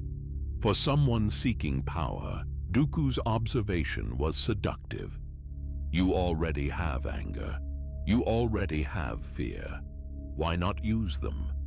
Fighting while trying to suppress your strongest feelings is like fighting with one arm tied behind your back. This perspective legitimized negative emotions, made them assets instead of flaws. A Jedi feeling anger would meditate until it passed. A Sith feeling anger would channel it into their next action. Dooku practiced this throughout his time as a Sith. His political leadership of the Separatists came from genuine anger at Republic corruption. His combat effectiveness stemmed from weaponized contempt for Jedi weakness. His Force lightning burst forth from indignation at being opposed.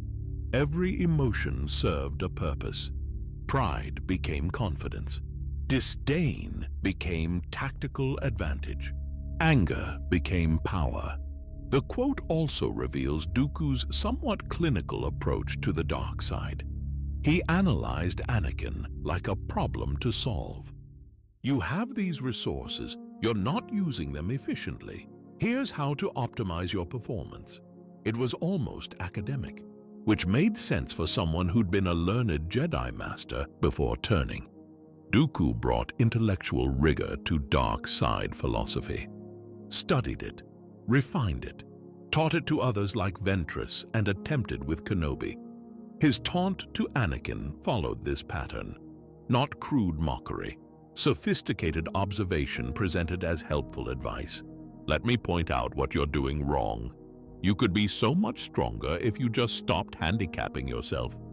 For any Force user, that message resonated. Who wants to fight at partial strength? Who wants to deliberately ignore available advantages? The Jedi framed emotional control as discipline. Dooku framed it as waste. The broader Sith strategy was visible in this moment. Find a Jedi's repressed emotions. Point them out. Encourage letting them surface. Once a Jedi starts tapping into anger or fear, they've taken the first step toward darkness. Dooku had tried this approach before. On Geonosis, he tempted Obi-Wan with knowledge about Darth Sidious, tried to plant seeds of doubt about the Jedi Council. It didn't work on Kenobi. The man was too grounded, but Anakin was different. Younger, more passionate, already struggling with attachment to Padme, already frustrated with Jedi restrictions. The perfect target for this kind of manipulation. And it worked. Dooku's taunt pushed Anakin to embrace anger in that moment, which led directly to Dooku's defeat, which led to Anakin executing a defenseless prisoner, which pushed him further down the path Sidious had planned. The quote succeeded as corruption even as it caused Dooku's downfall. He'd proven his point. Anakin using his anger was devastatingly effective.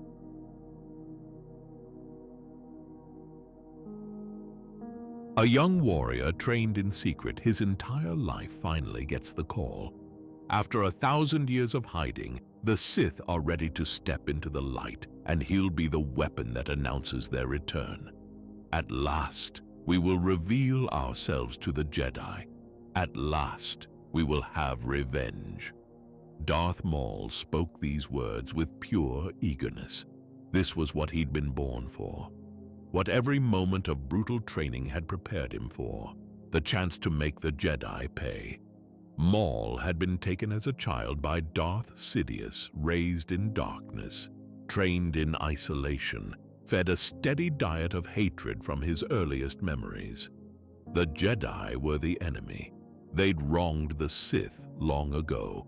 They needed to suffer for it. He didn't question this narrative. It was simply truth. The foundation of his entire existence. Every skill he mastered, every technique he learned, every meditation that sharpened his rage, all of it pointed toward one goal: revenge. For 1,000 years, the Sith had hidden, following Darth Bane's rule of two, training in secret, building power in shadows, waiting for the right moment to strike back at the Jedi who thought they'd won. Maul represented that moment arriving. He was the Sith's announcement. Maul represented that moment arriving. He was the Sith's announcement. Their opening move. The weapon that would remind the galaxy that they'd never really been defeated, just patient. On Naboo, he finally got his chance. Jedi Master Qui-Gon Jinn and his apprentice Obi-Wan Kenobi stood between Maul and his mission. Perfect. He'd been hoping for this. A real fight against actual Jedi. The duel became known as the Duel of the Fates.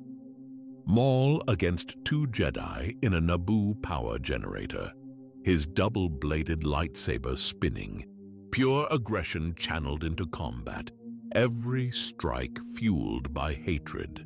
He fought with ferocity that caught both Jedi off guard. This wasn't some dark side acolyte.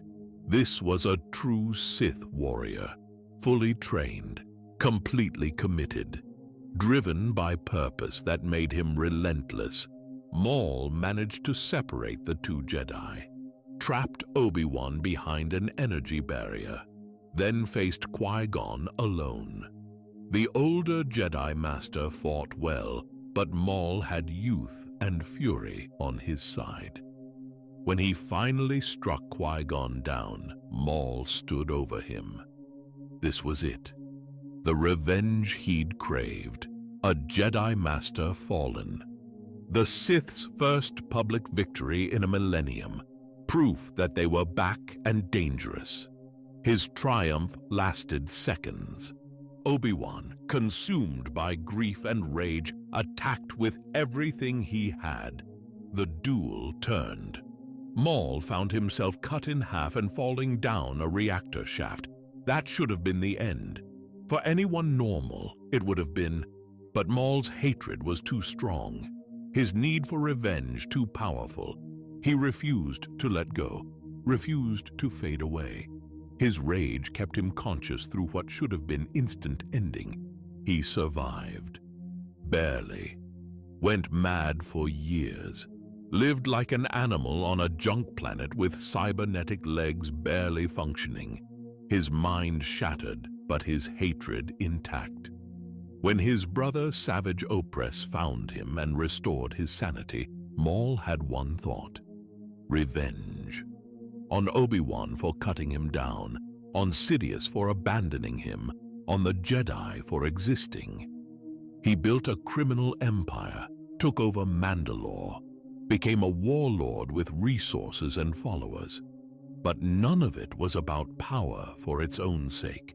It was all fuel for vengeance. Maul lured Obi-Wan to Mandalore by threatening innocent people. When that didn't feel like enough, he captured Duchess Satine, the woman Obi-Wan loved, then ended her right in front of him just to watch the Jedi suffer. That was revenge in its purest form. Not strategic, not practical, just causing pain because he could. Making Obi-Wan feel what Maul had felt. Loss, helplessness, rage with nowhere to go. Even when Sidious showed up and defeated Maul personally, taking Mandalore away from him, the lesson didn't change. If anything, it added another target. Sidious had discarded him like trash. Fine. Add him to the revenge list too. For decades, Maul operated with vengeance as his only driving force. Criminal enterprises, assassination attempts, building power bases, all of it aimed at eventually making his enemies pay. In Star Wars Rebels, years after everything, an old hermit Maul tracked down Obi-Wan one final time. By then, both of them were worn down by decades of war and loss. Their final duel lasted seconds. Obi-Wan cut Maul down permanently. As Maul lay there fading at last, he asked if Obi-Wan was protecting someone, the Chosen One. Obi-Wan confirmed it. Maul's last words were about that person avenging them both. Even in his final moment, revenge was what he understood.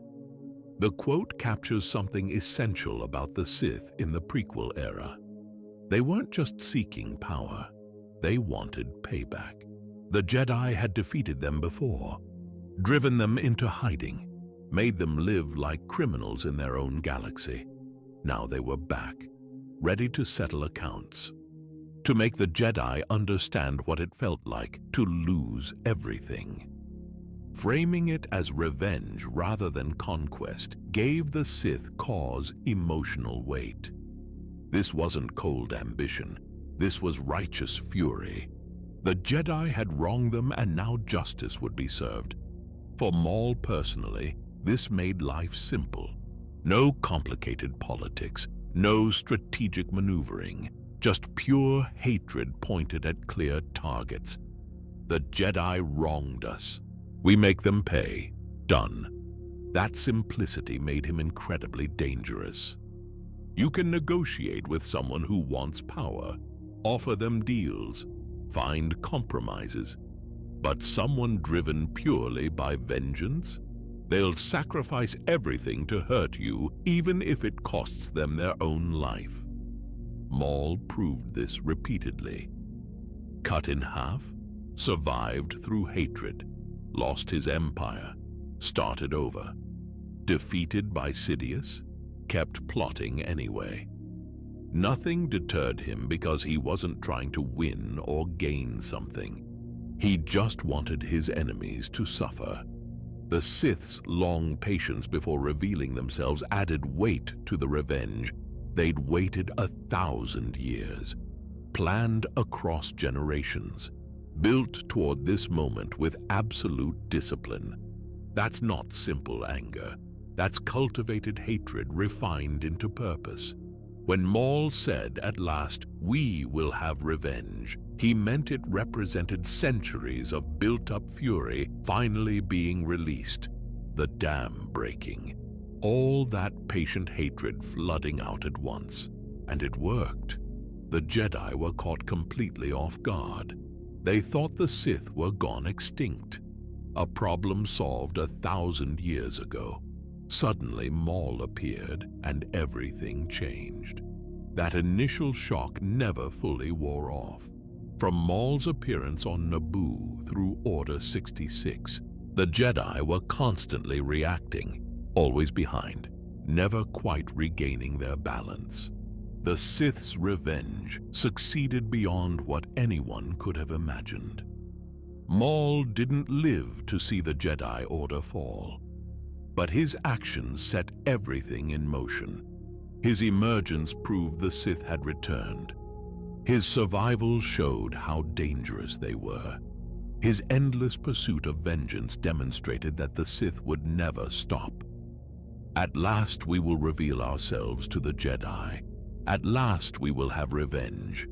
A promise kept, a threat delivered, and for Darth Maul, the only purpose his life ever had.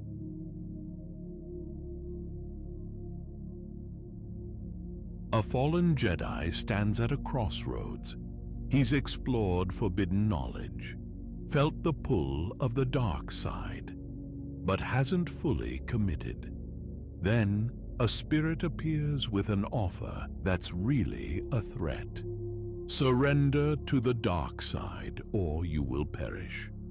Freedon Nadd spoke these words as both invitation and ultimatum. There was no middle ground, no compromising, no taking your time to decide. Choose darkness or face destruction. Those were the only options. Nadd understood this from personal experience.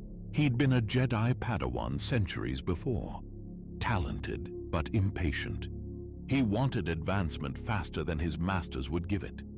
That frustration built into anger, then rage, then action. He ended his own master, left the Jedi Order behind, sought out dark side knowledge on his own.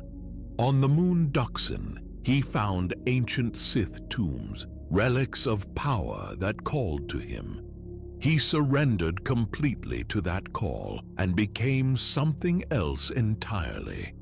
When he conquered the planet Onderon, Nadd ruled with absolute authority. The population worshipped the dark side, or they suffered. Those who clung to Republic values or refused to accept his rule faced a simple choice: submit or get exiled into the wilderness where beasts would finish them. It wasn't negotiable. Nadd believed the dark side was inevitable. Fighting against it was pointless and fatal. Better to embrace it early and gain power than resist and get crushed. Even after his physical form was gone, Nadd's spirit remained active on Onderon. He became a Force ghost haunting the world he'd conquered, mentoring kings, guiding Sith cultists, ensuring the dark side's presence never faded. When Jedi finally arrived to free Onderon from his influence, Nadd's ghost confronted them directly. He animated ancient artifacts, manifested in temples, made his presence impossible to ignore. His message to them was the same one he'd given others. The dark side is here. You can join it and gain strength, or resist and be destroyed. But neutrality isn't an option. Indecision isn't allowed.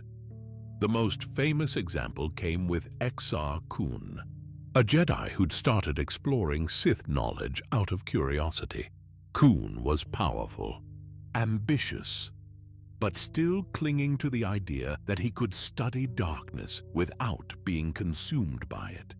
Nadd's spirit saw this hesitation as weakness. Kun was standing at the threshold, refusing to fully cross. That wouldn't do. The dark side demanded complete commitment. So, Nadd engineered a crisis. He dropped a temple on Kun, literally brought stone and metal crashing down. Kun was trapped, crushed, dying from injuries that would finish him within minutes. In that moment of agony and terror, Nadd appeared, made his offer. Surrender fully to the dark side, and I'll save you. Keep resisting, and you'll be gone in moments. Your choice. Decide now. Kun, faced with immediate ending, chose survival, gave in completely, surrendered to the darkness he'd been flirting with. The moment he did, Nadd healed him, used dark side power to pull Kun back from the edge. From that point forward, Exar Kun was a Sith Lord. No more half measures, no more pretending he could walk between light and dark. He'd made his choice under pressure, and there was no going back. That's how the ultimatum worked. Corner someone, give them seconds to decide, make it survival versus principle. Most people choose survival, and once they've chosen darkness to save themselves, they're committed whether they realize it or not. The quote stripped away all the philosophical complexity. Forget debates about balance, forget moral considerations, forget long-term consequences. Right now, in this moment, do you choose power or destruction? For many potential converts, this binary choice felt clarifying, especially when death was immediate and the dark side offered an escape. The reasoning came later. In the moment, you just grabbed the lifeline. Nadd used this approach throughout his reign on Onderon.